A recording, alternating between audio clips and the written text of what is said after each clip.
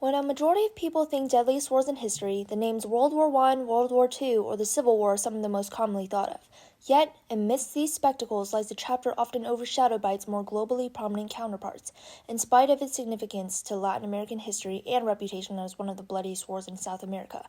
This conflict, though less frequently discussed on the global stage, holds profound significance: the Paraguayan War, also known as the Triple Alliance War. In a span of just 6 years, more than half of Paraguay's population was wiped out and a vast swath of its territory was annexed. Despite its impact and tragic legacy, the Paraguayan War was no doubt a pivotal conflict in Latin American history that not only profoundly devastated the country of Paraguay economically and socially, but was also a result of European colonialism. For some background to the start of the war, South America used to be heavily colonized by Spain and Portugal. When they finally left, however, following the wave of independence movements that swifted across the world during the early 19th century, the aftermath of their colonial rule became evident. The formerly colonized countries were left with the challenge of unclear borders in asserting their sovereignty. One of these countries, Uruguay, had just gone out of essentially a civil war between two political parties. This conflict occurred just 3 years after they gained independence from Brazil in 1828. The two parties consisted of the Blancos, who were backed by Argentina and allied with Paraguayan dictator Francisco Solano Lopez, and the Colorados, who were backed by France, England, and later Brazil.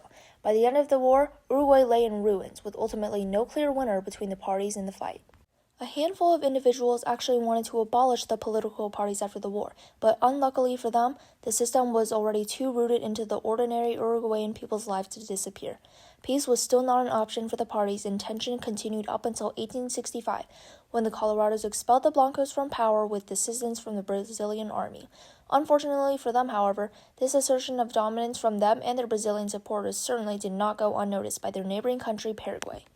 Francisco Solano Lopez saw the success of the Colorados as a threat of the regional balance of power. Moreover, Lopez's alliance with the Blanco Party further convinced him to intervene. Thus, in a move to preserve the balance in the region, Lopez declared war on Brazil, ultimately setting the stage for a conflict of unprecedented scale and brutality. However, this confrontation wasn't solely motivated by Uruguay's politics. In fact, Paraguay had actually already been involved with territorial disputes between Argentina and Brazil, as well as, obviously, Uruguay. This goes to show how the Paraguayan War was deeply rooted in the legacy of colonialism. The ambiguous divisions of territory left by colonial powers left a rival for hegemony, or regional dominance, and a domino effect, especially as these emerging nations tried to define their independence. First, these countries would argue over territories. Then they would begin to fight and annex each other, ultimately leading to war. Colonialism also accounted for many social inequalities which sparked nationalist movements from indigenous people and ambitions for territorial control. Due to this, the Paraguayan War erupted as nations sought to assert themselves in the wake of colonial rule. Moving onward, war officially started between Paraguay and Brazil on October 12 of 1864. Lopez's decision to go to war with Brazil proved to be a poor move, especially considering Paraguay only had a population of approximately 400,000 compared to Brazil's vast 11 million. Despite this glaring disadvantage, however, Paraguay accumulated an impressive, taking into account of its initial population of course, 600,000-ish individuals for its army. During the opening of the war, Paraguay took the offensive and tried to cross Brazil's Mato Grosso province on December 14th of 1864, but they had to pass through Argentina to do so. Lopez initially asked if he could go through, but Argentina ultimately refused. Against their wishes, Lopez crossed the border anyways, but by doing so, he caused Argentina to form an alliance with Brazil and Uruguay to go against Paraguay on May 1st of 1865, ergo Triple Alliance. No matter, Paraguay advanced past Mato Grosso and continued to the province Rio do Grande Sul. Unfortunately for them, that small army of theirs caught up to them, and they were soon outnumbered by the alliance members, eventually causing a withdrawal. June 11th of 1865 came the next battle. Brazil recognized its naval superiority compared to that of Paraguay's, so they decided to use that to their advantage by blockading the Rio de la Plata, restricting Paraguay's trade and weakening their economy. This move ended up sparking the Battle of Riachuelo, the biggest naval battle in South American history. The battle took place in the Parana River with hundreds of casualties, and Brazil ultimately taking the victory. The next battle was the first major one on land, the Battle of Yate. On August 17th of 1865, Paraguay attempted to invade Uruguay through the Corrientes, a province in Argentina, but was eventually pushed out by the Allies. Another key battle during the war was the Battle of Curupaytay, occurring on September 22nd of 1866. The Allies attacked Paraguayan forces first in the Curupaytay, but the trenches Paraguay occupied during this battle proved to be to their advantage, as soldiers and weapons, such as cannons, could be kept hidden from the Allies. The Paraguayans surprisingly won this battle, suffering much less heavy casualties compared to the Allies. December 21st to the 27th, 1968. the Battle of Loma Valentinas, which was fought in central Paraguay. The Allies go behind enemy lines in the jungle and attack the Paraguayan army. Lopez just barely escapes this encounter. The last battle of this war was in Paraguay on March 1st of 1870, the Battle of Cerro Cora.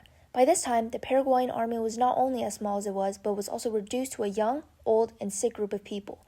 Lopez was killed during this battle, being shot to death, signifying the end of the war. The overall aftermath of this war was tragic. It is estimated somewhere between 150,000 to 400,000 people died during the war, not only from direct combat and injuries, but also poor conditions within the army, lack of supplies, and rampant disease and malnutrition. Both Brazil and Argentina ended up occupying Paraguay until 1976, with Brazil annexing about 150,000 kilometers of Paraguay. This did not mean, however, that the Allies were left unaffected. In fact, Argentina found itself strained with debts immediately after the war, and so did Brazil. The overwhelming war debts made Brazil unable to keep up with slave institutions, which later led to the ban of slavery in 1888. As for Paraguay, its male population dropped by around 60%, with some reports saying even higher. The impact of this war ultimately crippled the state of Paraguay. As stated before, thousands of men died during the war, leaving behind many widows. Not only was there a population decrease, but there was also a lack of wedlocked families. In addition, the lack of men precipitated a shift in gender roles in Paraguayan society, with women being tasked with the responsibility of rebuilding the country. This was all on top of the economic, territorial, and population losses Paraguay suffered as well. In conclusion, it's clear that the Paraguayan War had detrimental effects to Paraguay and the countries that were involved. The effects of it are continuing to linger in Paraguay, with issues involving territorial disputes and underdevelopment still being discussed today. Overall, this conflict shows the consequences of colonialism and how impactful historical events like this can affect countries.